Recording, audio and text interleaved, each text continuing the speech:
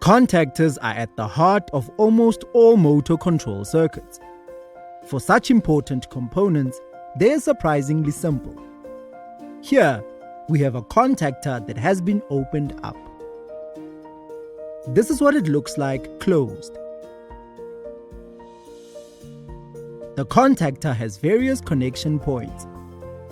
Two of these points are called A1 and A2, and they supply power to the heart of the contactor, the solenoid. The solenoid is just a coil of enameled and therefore insulated copper wire of many turns. One end of the coil comes out to A1 and the other end to A2. This particular coil is rated to operate with 220 volts. Other coils will work with other voltages like 380 volts. The coil inside a contactor can be switched out to match the available supply voltage.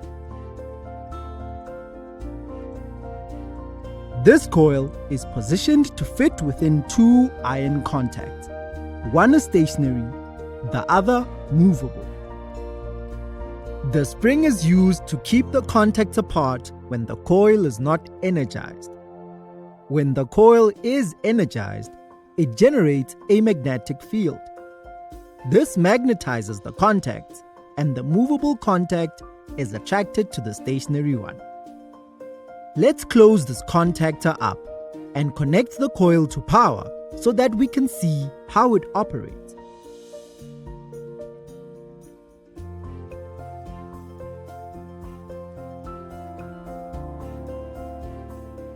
We will connect live to A1 and neutral to A2.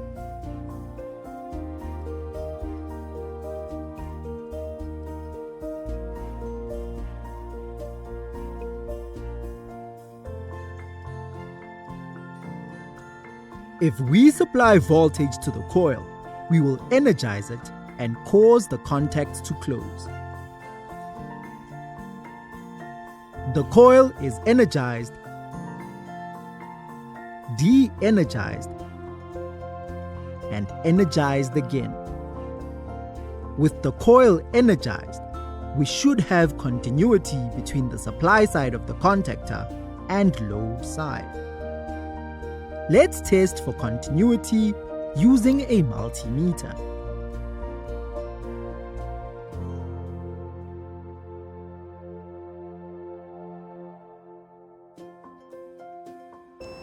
We have continuity for line 1. We have continuity for line 2. We have continuity for line 3.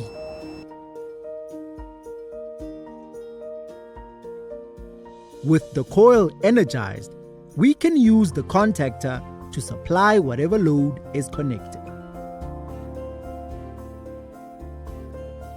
If we de-energize the coil, we should lose continuity between the supply and load sides of the contactor. Let's check.